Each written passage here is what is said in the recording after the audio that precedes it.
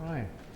My name is Rene Jorgensen. I had my own experience back in 2000, March of 2000, and after a couple of years coming back and figuring out that this was actually indeed something to do with the near-death experience, I became very interested in the topic, and I went to my first conference in 2006 in Houston, where I shared my experience for the first time, which was very beneficial.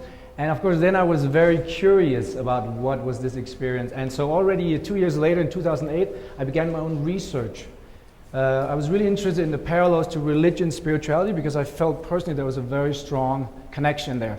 But because I didn't want to go on my own experience and my own words, I wanted to check some of my basic notions. So I did my own research questionnaire where I had 16 near-death experiences participate. Officially, I was aiming at a little bit more, but I figured out that I had a very long questionnaire, more than 15 pages and probably more than 200 questions. So I got a lot of angry comments like this is too long and this is, so that's a lesson for my next study here. But what you can see here is that from the replies that I did get, there was 12 who were close to physical death and 2 happened during severe illness. And then I included 2 with the spiritual inspiration. After all, this was a relation to the spiritual aspect. And as you can see, they have a really high score. The average score was a 21 on the Greyson Scale. So pretty deep near-death experiences were included here. And one of the first things I found and looked at was the strong sense of reality. We see here that this is something we have heard about before, and you see the high score here of 86% said that what I experienced was more than real, a higher reality. And also 66%, they said here that the experience was more than 100% real. With 53% in this group saying that it was 1,000% real. Okay, I actually had some comments here, what are you talking about? Nothing can be more than 100%. So some people, but my point of this question was to kind of illustrate that the near-death experience it's not like a dream or hallucination that's maybe 50% real or 30% real. The near-death experience has this extra reality, this very strong power, and that's what I wanted to get at. And I think the more than 50% that said more than 1,000% real, they kind of illustrate that point, even though it was a trick question. So I also asked about the dream or hallucination, and here I found that 87% they disagreed to the question that my experience could have been a dream or a hallucination. And opposite, I then asked what I experienced was very different from a dream or hallucination, and here we have practically everybody, 93%, who agreed to that question. So clearly in the experiencer's mind, we're talking about something different, and we have to kind of assume that an experience has had a dream, maybe hallucination, and knows the difference. So here again we see a very strong support that for the experience that this is very different. And also the next question here I found very interesting was the strong sense of otherworldliness. This was something I personally have noted, and I think this is a part that we sometimes either underreport, or it's something that people who don't have the experience don't quite understand. Because they will say, well, it's a dream, it's hallucination, and the experience will say, no, it's different. But why is it different? And I think this is one of the reasons that it is the power, the sensation of the experience is so overwhelming that it's just different. It compares to nothing else. And here we can see that 25% they said that the sensation was 50 to 100 times stronger, and 56% they actually said this was pretty high, 1,000 times stronger or beyond. Some said it's beyond my ability to describe the power of the sensation. And I think it was also 2 years ago, it was Kimberly Sharp. She explained this story of going to Niagara Falls, where she went behind the falls, and she explained the rush, the power of being in millions gallons of water rushing down, and the power of that. She said that's what it's like to be in the light. And I think this is exactly what I tried to demonstrate here through data, that more than 50% they actually say that this powerful sensation of being on the other side, being in the light, is just beyond our imagination. And that's really for me a factor that tells us that that's not a dream. A hallucination is not like this. It doesn't have that power, and it doesn't have that sense of reality that we find in the near-death experience that's here reflected through this data. And then this was really the one here that I put the question, the power of my experience, which is beyond anything I've ever experienced on earth, made me absolutely sure that my experience was real. And here, practically everybody, 93% agreed. And that was basically the point I'm trying to describe here, that is really the power of the experience, in my view, is a convincing factor that leaves no room for doubt. Whereas a dream, we wake up and was it real? No, this was a dream. We know, there can be a little bit of hallucination. Maybe there's a little bit of doubt after. But the power here is something different. And it's something that's difficult to explain somebody else, somebody who's not been in that other world, in that other dimension. And then I had a surprising finding. I asked the question, what would you describe the core or essence of your experience as? And I was probably expecting maybe heaven or at least the light to be the top scorer here. I asked everybody to mark each word that related to the core of their experience. And as we can see here is that the light came in second with the 73%. And this is something larger studies, Peter Fenwick with more than 300 cases, he found actually, I think it was 72%. So that kind of seems to correlate. But here the top scorer was God with 80%. And I also tried other words. We had the light of God with a lower score, pure consciousness, the essence of existence, pure being, and then heaven with a lower score of 40%. And just to illustrate this point that we are actually talking about experiences that has something to do with God. Of course, there are different ways of interpreting God, but it really has, I'm very convinced after this and also based on my own experience that the near-death experience has something to do with God. And that's why I believe that we have some parallels here. And I just want to illustrate this through a testimony here. I will just see if we can play. This is Jane, and she gave a really good testimony that explains exactly this point. I'll just let her talk. Basically, her point was that I asked her about whether she had a sensation that what she experienced in her experience was God. And first she said, well, I'm not quite sure what God is. I mean, I could call it George. And I think the point here she's trying to say is that, God, it's a label we put on it. But what she really said was that the profound love of the experience was so strong that in her mind, there could be no other source that something like that could come from. That's actually her exact words. And she said, now that's what I call God. I could call it George, so her point is really that, relating back to my first results here with this very strong power that made more than 90% sure that the experience was real, that this power is what she's here explaining is so strong and so intense that there are no other words than God that could really fit that description. So that is the point she was trying to make here. Yeah, so I'll go down there. Okay, so God is love, and that's also part of her testimony, what she was saying. And here, 93% agreed again. And this is, again, in my view, that's, religion tells us God is love, and as we all know, the near-death experience tells us exactly the same. So then I asked, what was the nature of the core or essence of your experience? And here, of course, again, the same amount of people, 93%, they said pure love. God is love, it's pure love. And a lower score was understanding, and we also had infinite love. And then enlightenment also was also a big score here.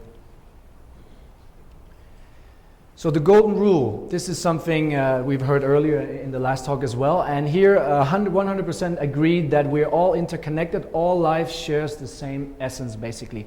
And then we have the Bible thing here, the Bible quote, that what you do to another, you're actually doing to yourself. And then I found a quote here, I think it was a Nobel Prize winner in literature. He said, there is no other, we are the other. And to prove that point here with a little bit lower score it's actually an Inca, Maya Inca quote saying, I am the other you. So this again goes to the point, there is no other. And this goes to the whole point of interconnectedness, of entanglement that we all want. So that was a very clear finding as well, and something we also find in religion. And then the inwardly close to God, this has been suggested before, and so I tried to ask that question and test that. And here, 87% said that God is in everything, and 80% said God is within, we are God. Here I actually think if I'd just said God is within, I'd probably had a higher score. There's a couple of comments saying that, what do you mean we are God, and who do you think you are? So that question is a little tricky, but that's something, when you ask questions like that, they can sometimes be a little... So then, I was the light. That is something we hear a lot. And already Moody, originally in his first book, Life After Light, he actually made the comment that some of the experiences in his research, they said that they were pure consciousness, or that they felt that they were a point of consciousness, point of awareness. And also Peter Fenwick, he explained that he found that with 72% who explained meeting and experiencing the light. He found the highest score for him was 88% who experienced the pleasurable experience, which he called the core of the experience or the heart of the experience. And along with this pleasurable experience, he found a very strong impression of heightened awareness. So this was also something I wanted to ask questions about, because obviously I found that was very interesting also in relation to religion, which will be clear a little bit earlier or a little bit later. So here I asked a simple question: the true nature of reality is pure consciousness, and a high score, 92%. Then I asked, consciousness was at the center of my experience, and here again 86% agreeing to that. And then I asked, I perceive my experience through my eyes, which would be probably the most conventional understanding of how we would perceive. And here I found that 77% disagreed. Then I asked the opposite question: I perceive my experience through my true nature as absolute consciousness. And here we can see that 2/3 actually agreed to that question. And then the one I found really interesting was 73%. They explained that the core of their experience was part of their identity as their true nature. And this is, in my mind, having studied the religions a little bit from the point of view of philosophy, I think this is really where we have a correlation to some of the core teachings in religion. And I'll just demonstrate that.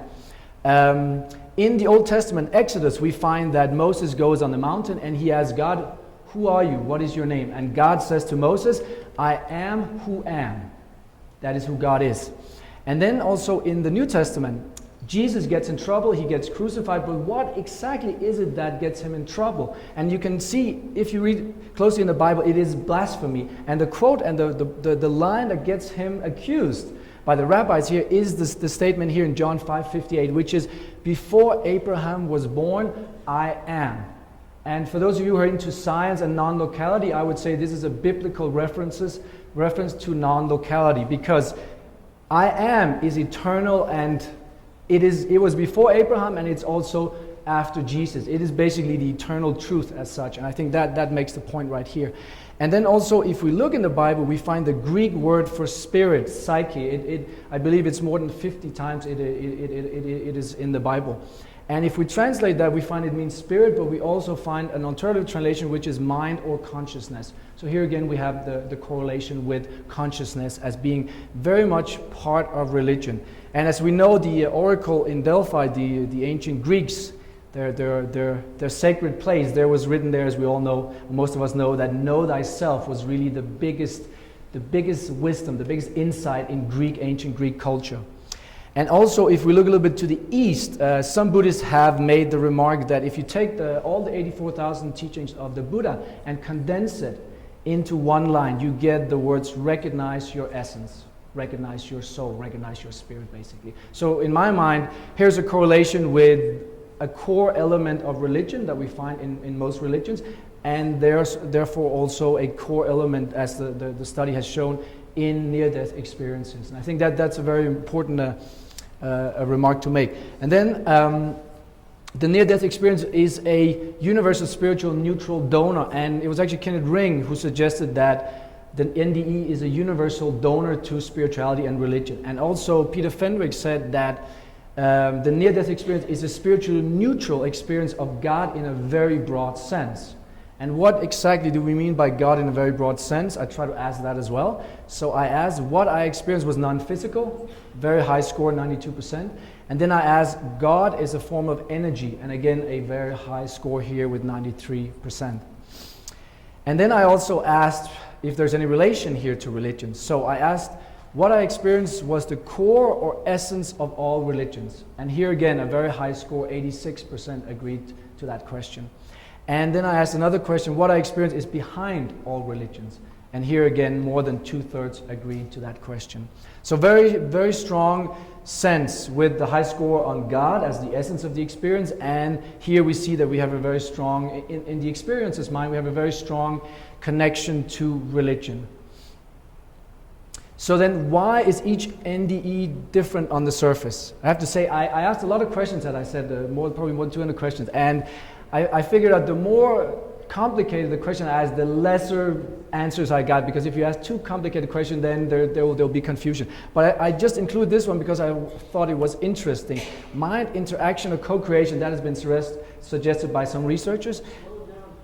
Okay, I will slow down. Okay, it's because I'm running out of time. She's doing the sign, yeah? Okay, so I wanted to test that idea. So I asked, the visual images I saw were real. Clearly here people agree, more than 80%.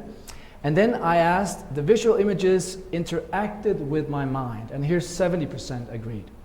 Then I also asked the question, the visual images I saw were projections. And here 2/3 they either agreed or they were not sure. And then I asked another question, I was co-creating my experience with my mind. And here again 2/3 agreed or were not sure. And I think I just marked here only 1/3 disagreed to this question, that they were actually co-creating their experience. So this is not conclusive, but it gives us some idea that people could actually be open to this idea that maybe they are interacting with their experience, maybe they are co-creating the content of the experience. I think this is something for maybe further research and something we need to know a lot more about, because I think it's very interesting, because we need to know more about why is this experience different on the surface, while it still has the universal core underneath. New research. So now, obviously, as you can see with all my questions in my first question, I've become very interested in these parallels. So what I'm doing now is that I will try to do research on the parallels between the NDE and mystical experiences. And that for me is the next step. I believe in order to get a dialogue with religion and theology, this could be very interesting to get some data to see if there are any similarity and parallels between these two experiences. So I'm doing a research study on that right now, and actually what you can do to help out, if you would like to help me in this, you can write down my email address for yourself or give it on to, pass it on to a friend, a fellow NDEr, and then you could email me, and in reply I'll send you my questionnaire if you'd like to help out. You can also take a questionnaire. I have a stack of questionnaires over here, so you can come see me after the talk, and I'll give you a questionnaire that you can then, if you have time, give back before the end. And also I'm doing video interviews, so if somebody is sitting there and want to share something for my research, but also with the world, I'll put it on YouTube as well. There's an opportunity, if you come see me, I have my video camera in my room, and then we could set up an interview there. And more research and testimonies. I put this all in a book. Most of it, I actually couldn't even fit into a book, but I put most of the research and many of the testimonies. I did more than 10 hours video interview, and I put most of that in a book I titled The Light Behind God. And I think that is really my intention with this research, to show that we might have something that is very deeply at the core of all the religious traditions. And it is my hope that if we can communicate that message, then maybe we could all agree a little bit more. And I think that would make the world a little better, at least.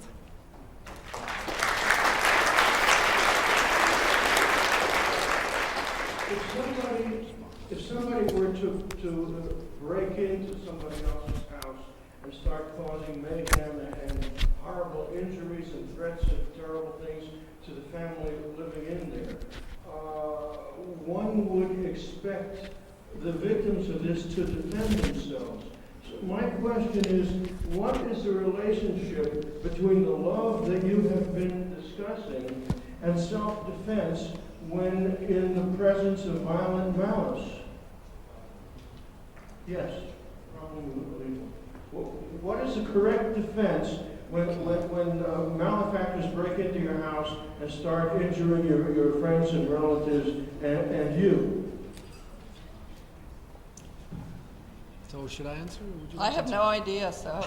Okay, I would. Okay, I could give an answer just based on my own guesses.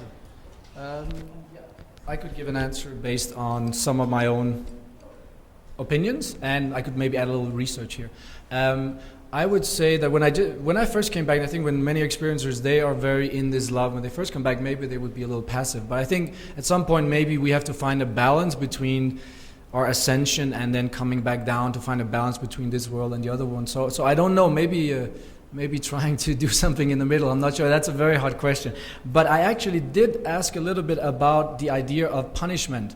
So what I asked in my study was the element of truth in your experience. How would you describe this element? And then I, again, like with the God and the light, I gave multiple choice and people marked them. And what I found is that relation to whether God is angry was that only 1 or 2, like 6 to 12%, they would mark the words like blame, guilt. I think justice received 20%. But then when I moved up to the words like teaching me with love and understanding, I would receive like 80%. And actually the highest score was enlightenment. So we have heard about the light teaches us like a loving grandparent, so that there's really no anger, no punishment as such. But really here I found that the enlightenment, that it's really about the knowledge and the learning, that is really what it is about. So that's I'd like to answer like that. I'm not sure about the domestic dispute there or the violence there. I'm not sure what to answer there. That's a tough one.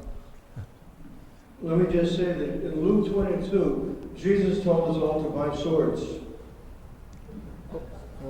Okay. This also isn't a question that I feel compelled to. I'll give this quote that comes from, I'll tell you where it comes from. Afterwards. I'm going to make butcher a little.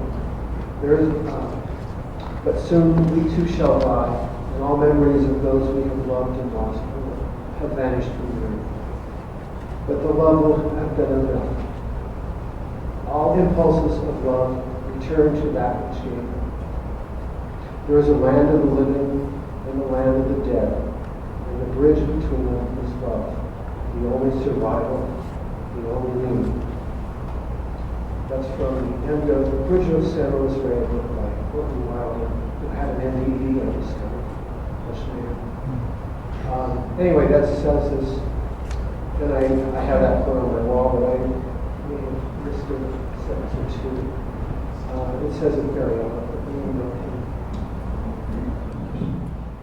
In response to the first question, I would offer what came to me in the back, that it seemed to be based on that a separation, the perpetrator and the victim are two different people, when in fact the NDE seems to say that we all are one.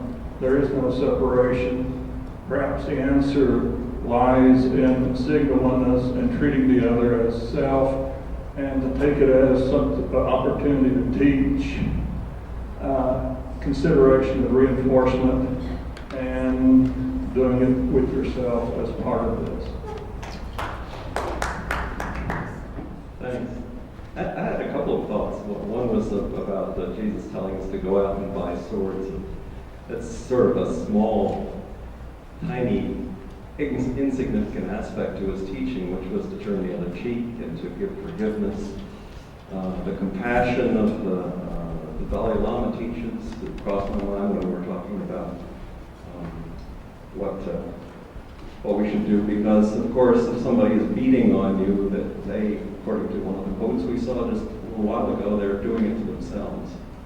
And so in compassion for that person, we should turn the other cheek. St. Francis, who was beaten, took joy in his suffering because he felt the body was insignificant compared to the spirit. But I think we have to go to that next step with a compassion idea, and to minimize the violence, because the violence is just going to turn back on the attacker. And then I wanted to quote Thornton Wilder, another quote from, because we heard one from Thornton Wilder. It's the beginning of Act 2 of Our Town, where he says, he's talking about the dead who are sitting in chairs on the stage in the cemetery, and the stage manager asked the audience, or the universe in general, what they are doing. And then he reflects on it, and he says that they're waiting. They're waiting for something to happen. Well, aren't they waiting for the eternal in them to come out clear? And I've always loved that quote from Thornton Wilder. I could just add some data to the forgiveness issue. I actually asked the question whether, the first question was, justice is more important to God than forgiveness. And here, everybody disagreed. Then I asked the opposite question, forgiveness is more important to God than justice. And here everybody agreed. So that gives a hint. But of course I didn't do research on exactly that question, but that gives a little hint of what's in the NDEs in mind, what is more important than justice than forgiveness. So, to your point.